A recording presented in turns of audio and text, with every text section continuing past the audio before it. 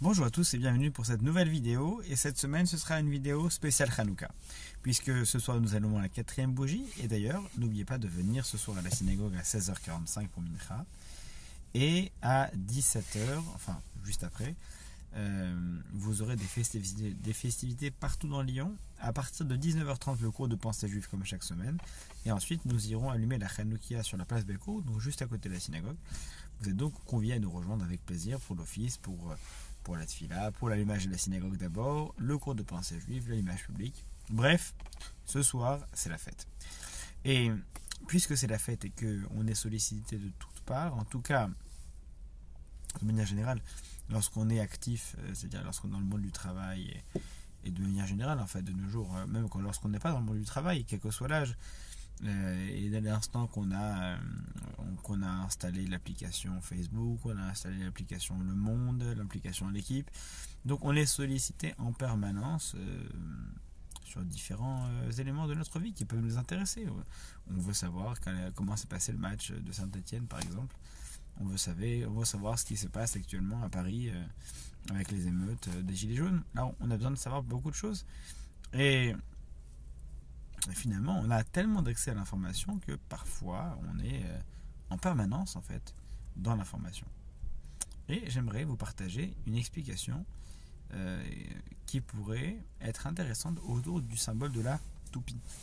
La toupie, c'est le jour de Hanouka, un moyen de nous prémunir de l'assimilation. Alors vous connaissez l'histoire de la toupie, la légende de la toupie, ces enfants qui luttaient contre l'envahisseur grec puisqu'il était interdit de respecter le Shabbat, de pratiquer la circoncision, d'établir un calendrier, d'étudier la Torah, et le peuple juif était en danger, en tout cas spirituellement en danger, puisqu'il ne pouvait plus exister. Alors, il y avait ces enfants qui, eux, ont préféré utiliser un subterfuge. Ils prenaient le jeu de la toupie, qui est un jeu assez courant, et donc ils étudiaient la Torah. Lorsqu'une patrouille passait pour qu'on contrôlait que l'hellénisme, la doctrine grecque, était bien en train d'infuser correctement à l'intérieur des esprits juifs, alors là, ils sortaient leur toupie et jouaient. Et puis ensuite, dès qu'ils partaient, ils récitaient ensemble des choses pour continuer à faire vivre leur tradition. Ça, c'est l'histoire de la toupie, le symbole de la toupie. Mais, il y a un autre symbole qu'on pourrait y voir. La toupie, elle a quelque chose de très symbolique et de très sympathique. La toupie, c'est un objet qu'on prend et qu'on va lancer avec une petite face au-dessus, qu'on va attraper et qu'on va tourner. En fait, la toupie, c'est notre vie. On a le contrôle, on nous donne le contrôle sur notre vie. Notre vie, c'est pas grand chose, c'est une petite toupie. Notre vie, c'est une petite toupie. Et on nous donne le contrôle sur notre toupie, et ensuite, on la fait tourner. La vie, c'est lorsque ça tourne. Lorsque la toupie s'arrête, la vie s'arrête. Lorsque la toupie s'arrête sur une des faces, eh bien, en fonction de là où ça tombe, c'est quoi? C'est le hasard. Donc, qu'est-ce qui décide de notre vie? En tout cas, ce qui est intéressant, c'est qu'il y a un moment où on lance la toupie, il y a un moment où la toupie s'arrête. Il y a des toupies qui durent très longtemps, il y a des toupies qui peuvent durer des heures, avec une impulsion, elles peuvent durer des heures. Il y a des toupies qui tournent très lentement, il y a des toupies qui tournent très rapidement. En tout cas, toutes les toupies arrivent au même point, à un moment ou à un autre, parce que ce sont des toupies, elles s'arrêtent de tourner. Et ensuite, il y a le centre de la toupie. Le centre de la toupie qui tient en équilibre et qui tourne, qui tourne, qui tourne. Et notre vie, c'est un petit peu la même chose. Notre vie, elle est composée de ces différentes facettes. Notre vie, elle est composée de ces différentes faces de la toupie, c'est-à-dire que il y a plusieurs étapes dans notre vie. Il y a différentes facettes. Et pour pouvoir prendre conscience de ces différentes facettes qui sont autour de notre toupie, autour de notre vie, il faut arriver à faire en sorte que la toupie tourne assez lentement pour qu'on puisse distinguer. Mais plus la toupie tourne vite, moins on a de chances de distinguer les différentes facettes. Moins la toupie tourne vite, et plus on va commencer à s'apercevoir qu'il y a différentes facettes dans la vie.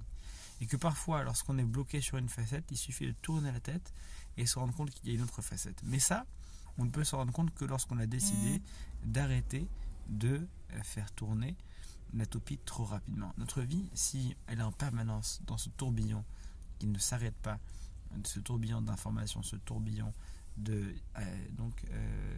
continu de choses qui nous entourent, on ne pourra jamais s'arrêter pour voir ce qui se passe réellement. Par contre, si on décide volontairement de réduire le rythme de cette utopie, de commencer à voir et de s'intéresser à chacun des détails, on va se rendre compte qu'il n'y a jamais une seule partie dans notre vie. Que parfois, lorsqu'une face ne va pas bien, en réalité, il y reste trois autres faces qui sont fonctionnelles et sur lesquelles on peut encore se rabattre. Par contre, c'est sûr que lorsqu'on est engourdi par le tournant, par le tournis de la vie, eh bien, effectivement, on a du mal à se rendre compte et parfois, on a l'impression que tout est mélangé. La face qui ne va pas se mélange aux autres et qu'il n'y a plus aucune autre distinction à faire. C'est pourquoi la fête de Hanouka est une fête dans laquelle on se remet spirituellement en question et psychologiquement, intellectuellement, on fait la démarche de vouloir prendre conscience de ce qui nous entoure. On fait la démarche de vouloir avoir l'ascendant sur ce qu'on pense. La fête de Hanouka, il ne faut pas l'oublier. C'est la fête où l'esprit a l'ascendant sur le reste du monde.